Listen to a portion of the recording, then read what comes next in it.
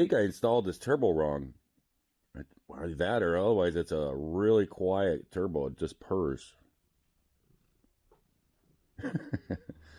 Hey guys, Long Haul Larry, and we're down here in the garage working on our 7.3 liter Power Stroke, and still piecing together stuff. We did all exhausts and the manifolds and all that, and the valve covers and all that stuff. Got that all done. This was the last piece of exhaust to fit on this little fitting that's in this manifold. Comes up here, it goes to the sensor. I don't even know what the sensor is for, to tell you the truth. I really don't.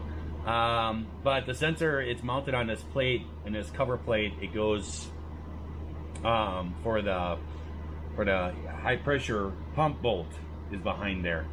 And so we put that on there and everything else. There was a lot of RTV on there and stuff, and I'm thinking the guy that had before me just kept, maybe it was leaking and stuff. So I put the O-ring in there, and I did put a little bit of RTV around it. Tighten that all up and nice and everything. Got that on there. Before you put that on there, you gotta put this bolt in because you can't get the bolt. This is for this for the fuel filter assembly. You got to get that bolt put in there. This one you can get in, but this one you can't. So you got to get that unless you don't pull the sensor off and all that stuff. But we got this line ran. So I sat here and I looked at it because I don't want to be backtracking a ton and everything. And I thought maybe the wire harness would be next and stuff like that. But I laid the wire harness up on top of here. And hopefully I can remember how this all goes together. That was August. It's now January. I tore it apart. But I put it up on top of there, and no, I need to do other things. I need to run the fuel lines. They go down in the bottom of the valley, the engine. They run along the bottom.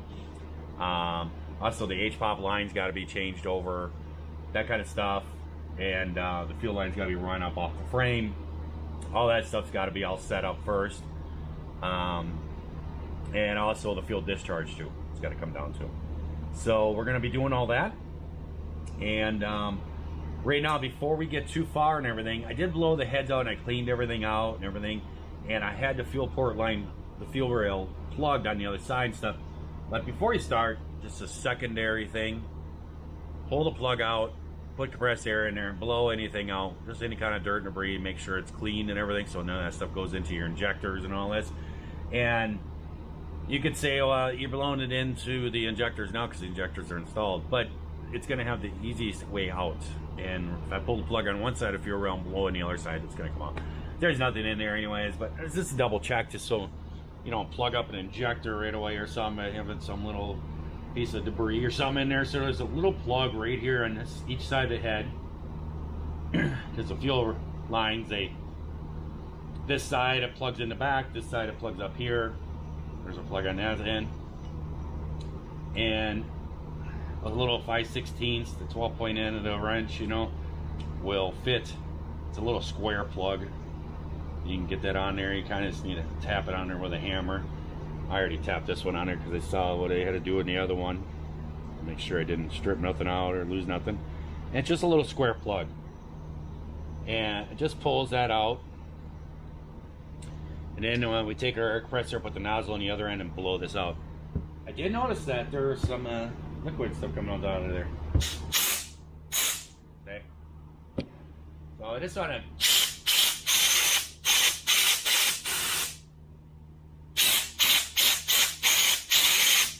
blowing this stuff out. Make sure it's all nice and clean.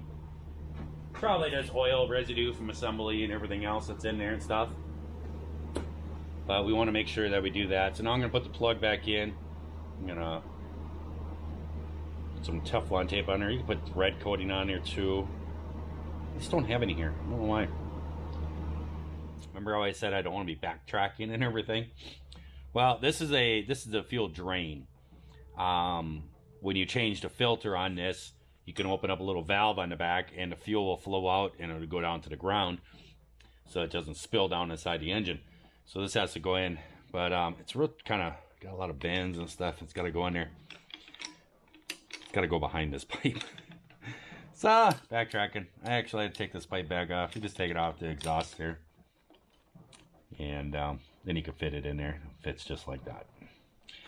So just a little bit of backtracking. Guarantee it won't be the last time I have to do it. All right, so it's time to put in the fuel filter assembly. Got all my fittings and everything in there where I need them.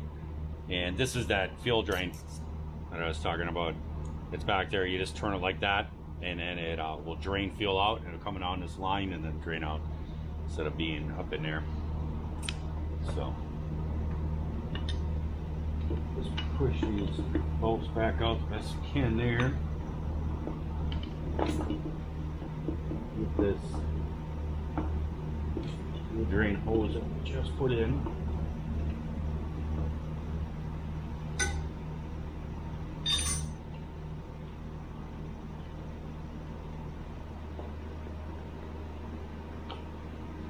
Then there we go.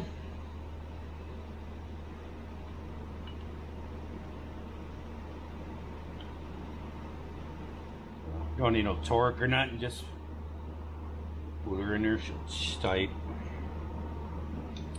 And they're tight.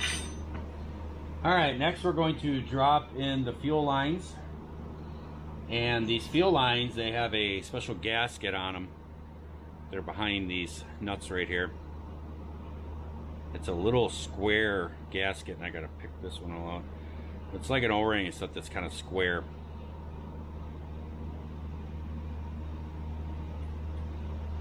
But these come with the kit that I got, the rebuild kit from Jelly Belt. They got all those gaskets in there, and a lot of them are fuel. And these are some of them that are gonna be in there. So we gotta dig these out. All right, we dug them out. These are the little O-rings. They're like a kind of like a square little gasket, kind of like a square O-ring. And they will just pop over the top, just like so. They fit up inside the nut there, and then they'll push on this back side of this flange, and it seals it. So I would put a little bit of grease in there on it, just to get it nice and flexible so that it can turn and everything else, so it doesn't just catch and be dry like that and bind up. All right, we got our main fuel lines that go down to the fuel rails on there. These are just going to go down through the oil cooler, I believe, like that.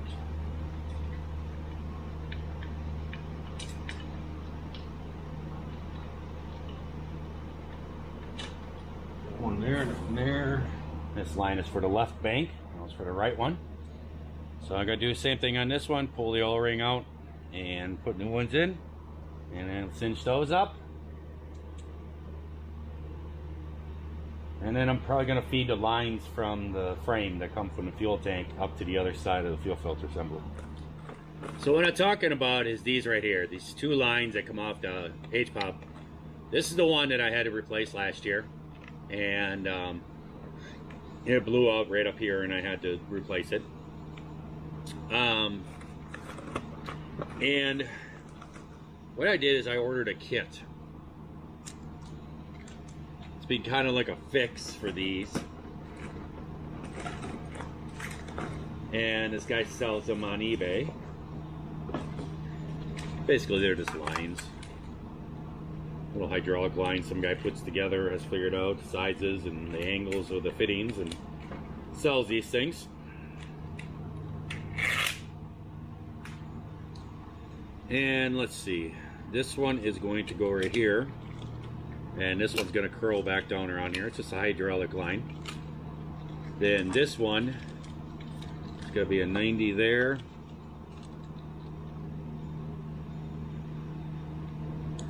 One has two 90s on it. I don't know. Not sure which way this is going to fit better.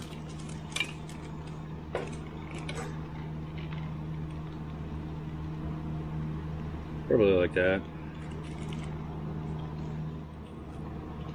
So then we just screw this one on. Loose, like that.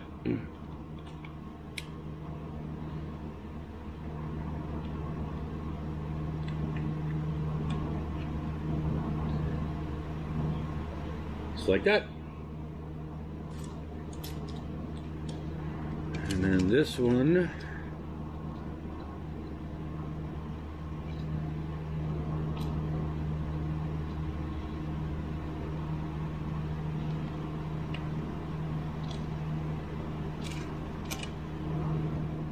and that one. So that's how they go. I don't know if it's going to be there. Probably there.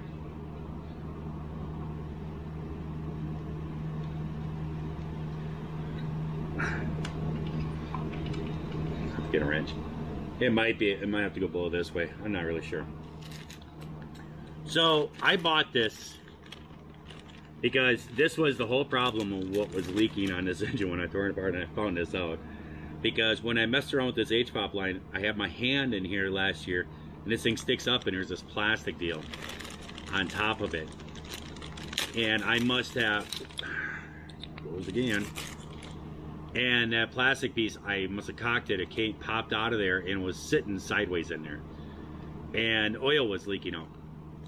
And oil was leaking out, and it was running all the way down the engine. So this was the problem. So I went to the Ford dealer,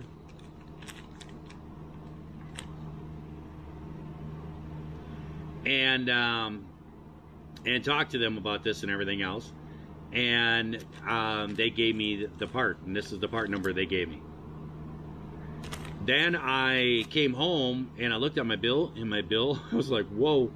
I said, what cost so much? And I looked at it, they charged me $218 for this sensor. I was like, what? And so I quick went on eBay and stuff. They had the same exact sensors in this bag and everything else.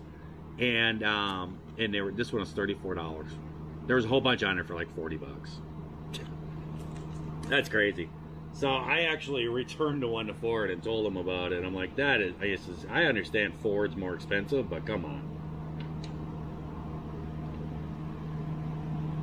So I believe that this measures the pressure rail. That's what that does.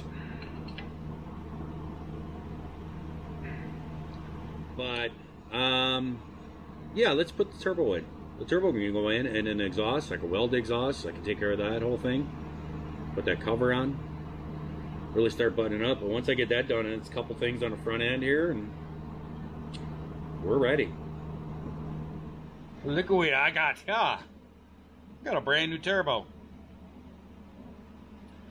I'll explain it why in a minute. But before you install a turbo, make sure this surface is nice and clean. And then fill this oil, this small, just tip my camera over there. Fill this small oil hole right here. This is where oil supply goes in. This is their exit hole. And spin it over so it sucks the oil in. And put quite a bit in there. Just keep adding it, keep sucking it in. It actually is down right now. And so I'm gonna go get my oil can and refill it. We got our two new O-rings that are up here on the turbo pedestal, where the turbo pedestal mounts in. That's going to seal it to there. The O-rings came with the Jelly Belly kit. The rebuild kit came in with that. The reason why I have a new turbo, I was planning on rebuilding my old turbo, and I been looking at them. They're like $150 to $200. You can get a rebuild kit. It gives you a whole new turbine, the shafts, everything, all this new seals, everything. And I went to go get them, to order them. Can't get them. You just can't get them. And I went out across the internet, everything else. I could not find a turbo rebuild kit for this truck. And I was just, what in the world? And I'm not adding horsepower, so I'm putting a stock turbo onto it. And I found this guy, he had a complete turbo, and he must rebuild them, whatever, does them, redoes them, and then he turns around and sells them and everything. And he had the option of having a polished blower cover here, or you could put the whistling turbine blade in there.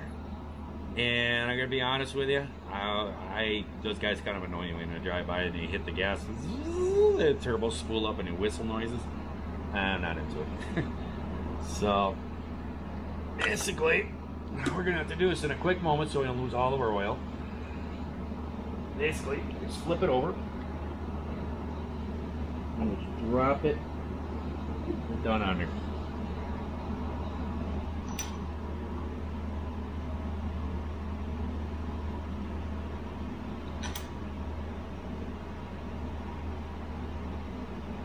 Go. 2 bolts here, and you got 2 bolts up in the front.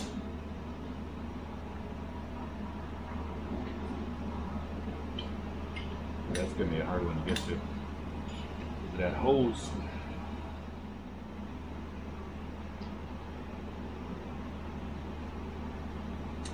And the thing is I did look around and I did find a rebuilt kit that I could get all the seals and everything, but I would not be able to get the impeller and the shaft didn't come with it. That you had to get separately. And that was like a couple $100. And then you need the wastegate, and the wastegate on I mean, the better ones are the gates and stuff. You know, I'm not adding a bunch of power to it. I don't need all this fancy stuff. The stock one is fine. And I mean, it was hard to get these. I couldn't. I found a couple and they were like $110, but then the Gates ones were like $250. It was kind of crazy. Sockets are not gonna work. All right, let's throw together all this exhaust, all this white pipes and stuff. The new one. It can only go on there one certain way. It's got a peg that sits in the turbo. So it can only go in. It can move just a little tiny bit, so we're not going to be tightening it. So put our clamp.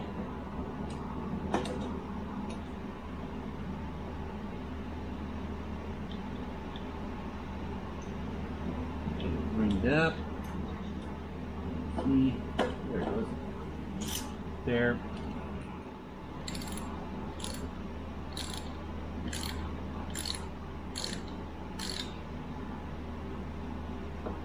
All right. So we can move it back just forward just a little bit. Yep.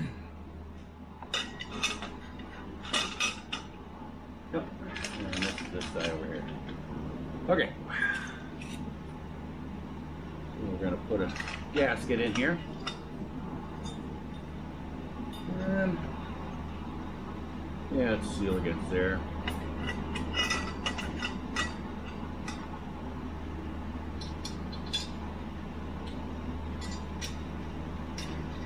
We're just putting everything together loose.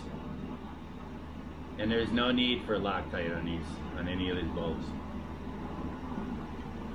All this is going to get super hot. It's basically just going to weld itself together. If you have copper antifreeze, I'd put it in there. That's what it's made for. High heat.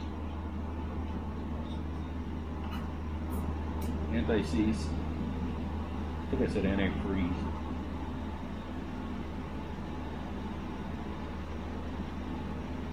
Alrighty, guys. I'm going to connect these exhaust pipes.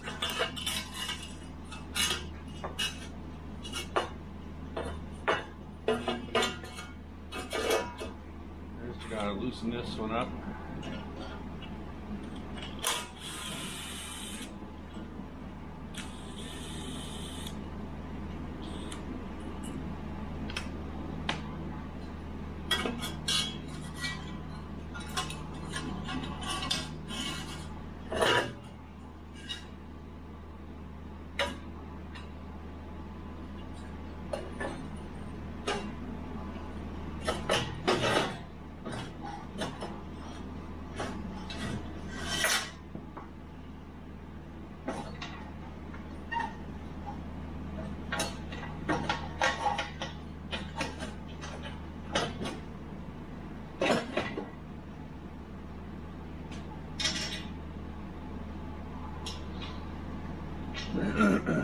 Probably should put a lock washer on here.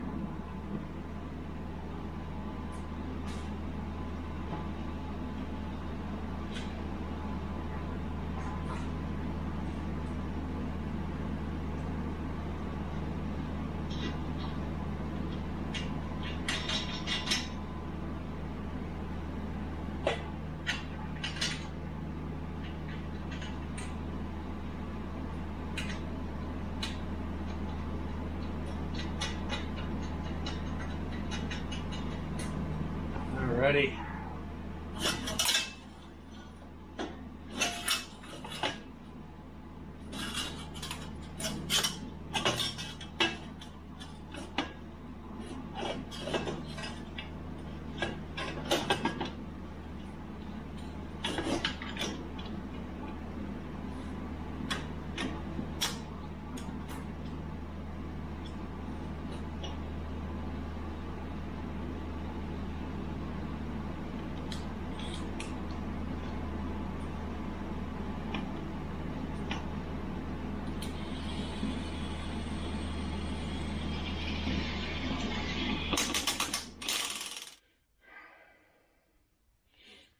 Well, we've got the exhaust all buttoned up. Everything's all torqued down. And we are welded up to our muffler. The shield is all in. And I figured before I put on the transmission dipstick tube, a lot easier to add all this oil before I button this up.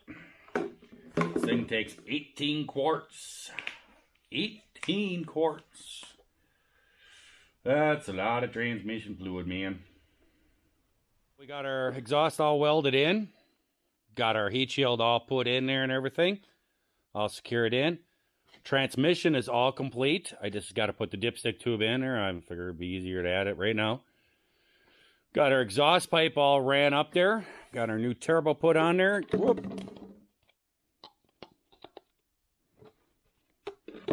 Touching too many things.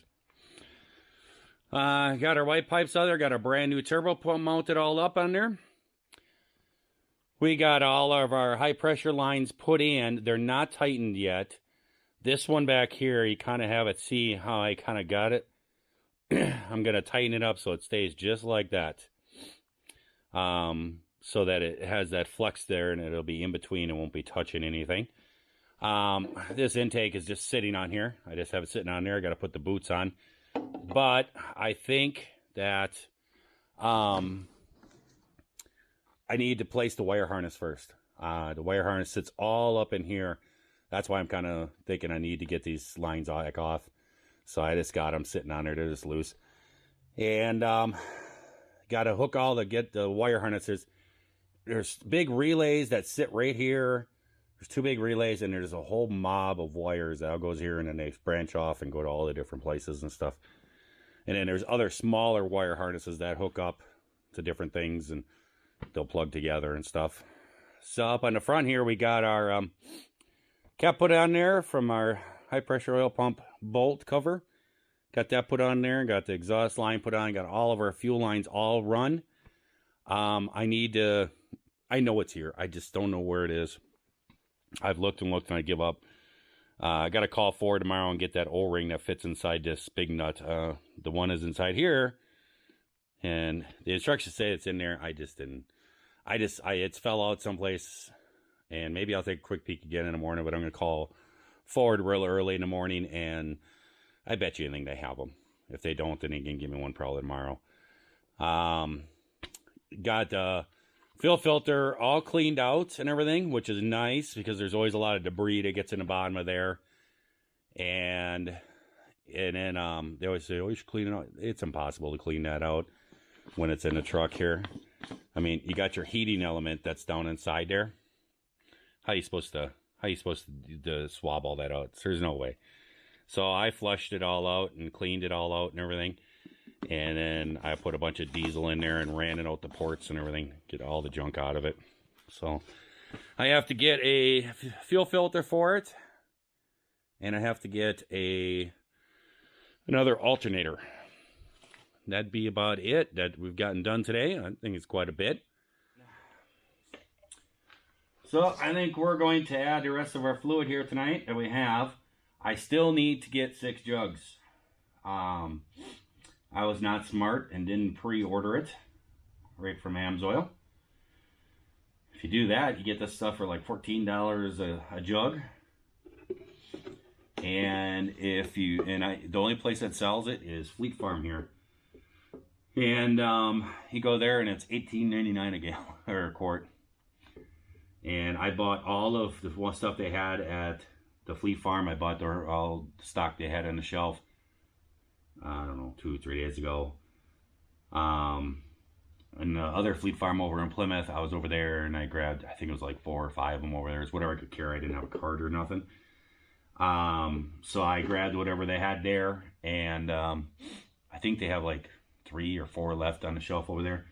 Hopefully they got some in the back. If they don't, then I'm gonna have to run up to Oshkosh when I'm in Fond du Lac. By getting that O-ring up, I have to make the other 10-15 mile trip or whatever up to Oshkosh. I got a Fleet Farm up there. I go up there and buy the rest. Need 6 more. I got 12 total. Got 11 sitting out here, and I put 1 into the torque converter.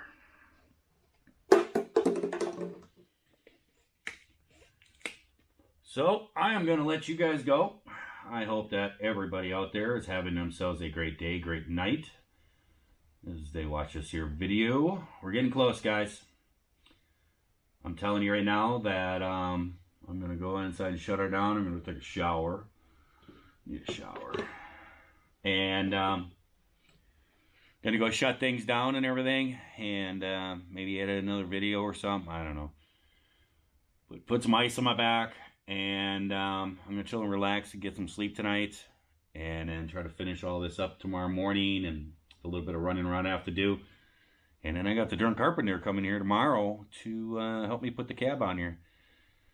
I think I could do it myself, but why not get some help too, you know? And I pulled it off myself, but it was a little sketchy, so it wouldn't be bad to have somebody else. There's 2 controls for the winches. There's 1 on each side. So it'll be nice to have somebody on each side so they can kind of keep it going on a straight. So that's what I'm going to be working on and getting ready for him. He's supposed to be here tomorrow night. I think like 4 or something like that at night or something. I guess he's got something going on in Madison or something, and on his way back he could stop here or something, I guess. That's what I was told. So, I will catch you guys later. Nothing but adding oil now.